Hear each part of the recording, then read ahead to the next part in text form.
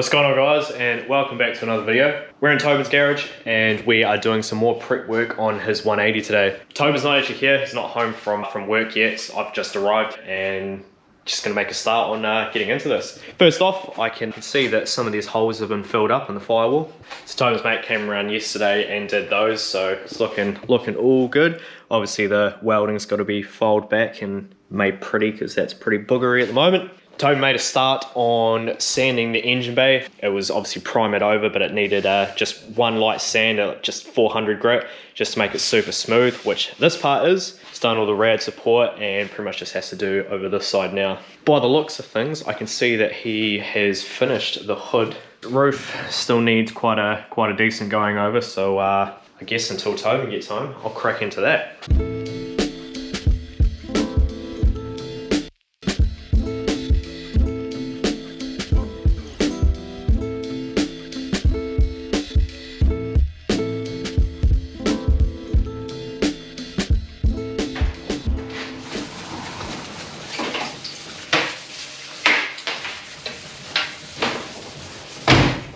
These things.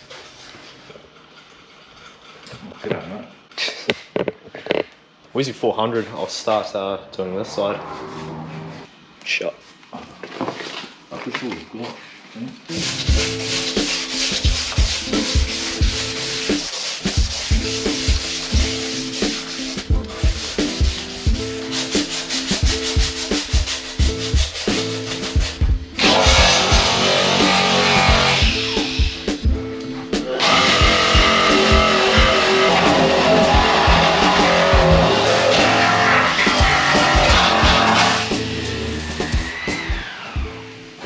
I don't know if you guys can tell on camera, but it is dusty as fuck in here. I'm feeling dusty. Wonder if that gives a better idea. Engine bay is pretty much done. I went and just did this pillar as well, so the roof is done. Oh well, we've got to probably put a bit of body filler in here. It's just a little low spot here from when old mate walked on it. Yep. Apart from that, this roof is pretty good. Pillars done, well, this side's done, one genitals done. And you would have just seen in the clip before that Tobin was prepping the underside of the bonnet, because yeah, this is getting painted as well. Yeah, it'd be a bit rude not to do it away. Yeah, definitely. You'd kick yourself if you didn't. I wanted it done last time, but it didn't happen. So, third time lucky. Oh, yeah. Version 3. Version 3.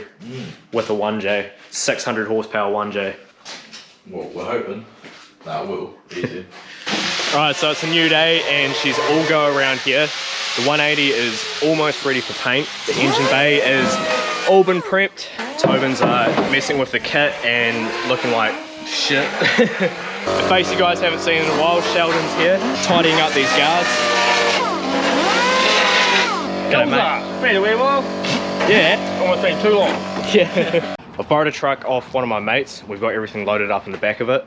We got the hood, the front guards, and the front bumper. The rear guards are here. Sheldon's doing the fiberglass repairs and stuff on them, and we'll be taking these tomorrow when we take that thing. So we've made it to Mitchell's work. Tobin has gone back to his place to finish off doing the roof and the rear guards, and hopefully he's gonna bring the rear guards down later tonight or possibly tomorrow morning, but we've got everything in the booth. We got the front guards, front bumper, and the hood. So the underside of the hood is gonna get painted tonight, and then obviously the guards and front bumper will get painted too. This is pretty much ready to go. We need to sand the guards first, and then they'll be ready to go too. What's going on, mate? Oh, how's it going? All right, so we've moved the guards and bonnet outside so we can sand them down and not get dust in the booth. So.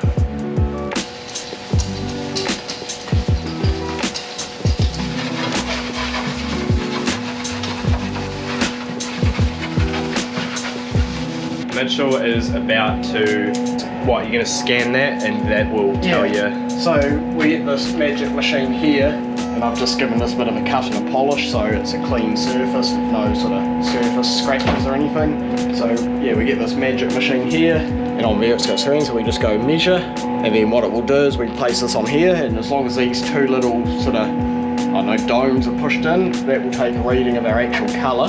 So it takes 3 readings. We will put this in on the computer system with the paint code, and if there's any difference between the formula on the computer and what's on this petrol cap, it will actually adjust the formula to give us the same colour.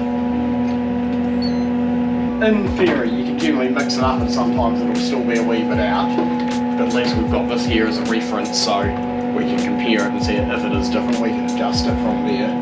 From memory it was TH1, and then just down here you see it says it's looking for device, so once the information goes from the colour reader, so looking for new measurement, that is now being put into the computer, so we click measurements here, and this top one here is the colour of Tobins 180. So click that. On here you can actually see these all here have got red ticks, which means it isn't actually a good match. So one other thing we can try is if we don't type in the paint code or the manufacturer and we just click that colour, it is going to search. So no manufacturer, no colour code, just the spectro reading. Click search, and that is literally going to go through and compare it to every single other colour in the database and pick the closest. Wow. So That's crazy.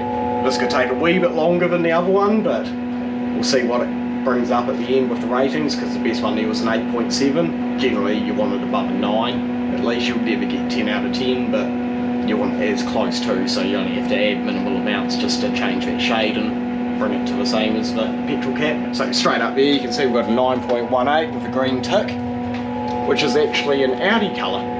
Over time, like how old's that paint? Probably 20-30 years maybe now. Obviously with 30 years being exposed to the elements, sunlight and that, generally you might find it will lighten or whatever, so we'll click this, and rather than mixing up the amount we need, we'll just mix up 100 mils, because if it's totally rubbish and doesn't match, we haven't just poured over half a litre of paint down the tube because it was a shit match. That is a buzzy colour to be going into making a blue.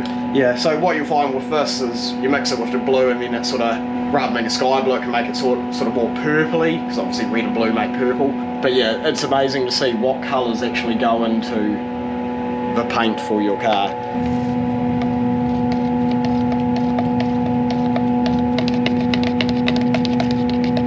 And then now to see if the colour match is actually good compared to the petrol flat. So as you can see, that there is pretty much a bang on match.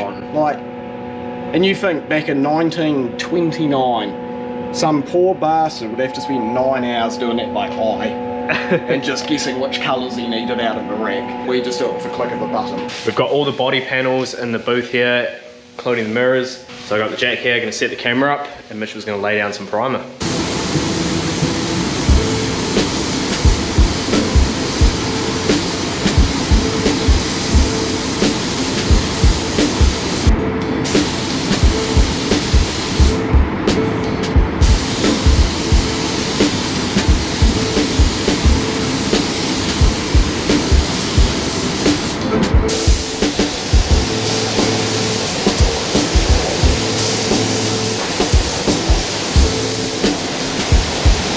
Right, so Mitchell has done all of the wet on wet primer on all of these panels, and we're actually going to change the plans a little bit. Initially we were going to paint these tonight, but these panels being fiberglass, there's quite a few imperfections and stuff, so what we're going to do is we're going to take these away and we're going to sand back the various areas that we want to fix up, smear some body filler over them and sand them back properly, and then we're going to go over the panels again another weekend with 2K primer. It's going to be a lot thicker and fill up a lot of the imperfections a lot better. And then we're going to sand that back with 400 grit. And then do you reckon go to 600 or 400 would be good enough? Yes, so generally 400 on an orbital sander, for some reason, just leaves less sort of a gouge in the surface than if you were to do it by hand.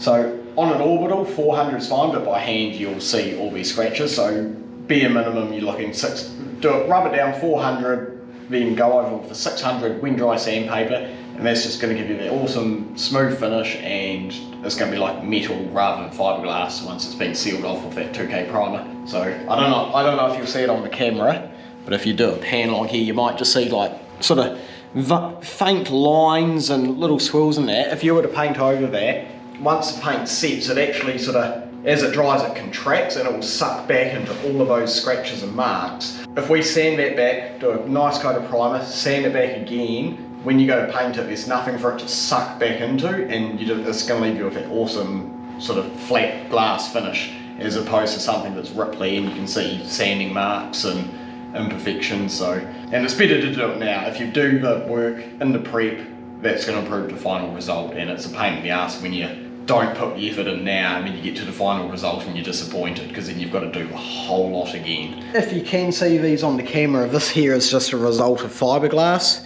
So obviously when it's made, you got your fibers and you add your hardener to it, and that sort of reacts, causes your chemical reaction to go solid, and what you'll get is you'll get a build-up of gases, and they want to escape from the surface, and that is all these little pittings here, which is air bubbles literally exploding out of the fiberglass. So once we let this fully dry, we sand this back. Any of those that are still visible, we go over with a fine body filler, fill those in, sand that back smooth, then we go on with more primer, and then once we sand that back, we've got a completely pit-free, imperfection-free surface to work with. And as long as when we paint them we don't bake them again, that is going to completely eliminate any chances of more gases exploding out the surface and causing craters like this in the final result. Yeah, there's also this blemish here, that bit there as well. Painters actually refer to this as crazy crack. Generally what you'll find is front lips, like on the bumper here. After a year of use, you'll have those star-shaped splits all the way along here, and they're caused just by stones hitting it and fracturing the fiberglass, and it's like cobwebs. You get one and then it just keeps spreading. Before we wrap this video out, came back to Tobins to give you guys an update on the 180, and the roof is looking good. She's all mint. Bro's been around, spent a good few hours on it, completely smooth now, and yeah, ready for primer and stuff. And I've probably seen before you, we've got all the colours all mint, they're all done. Engine bay's fully done, so should be ready for paint in the morning. Just gonna come out and mint. Yep. So yeah, the plan is tomorrow we are 2K primering the roof and we are painting the engine bay. So that will be the next video, which will be out tomorrow, so stay tuned for that. And yeah, see you then.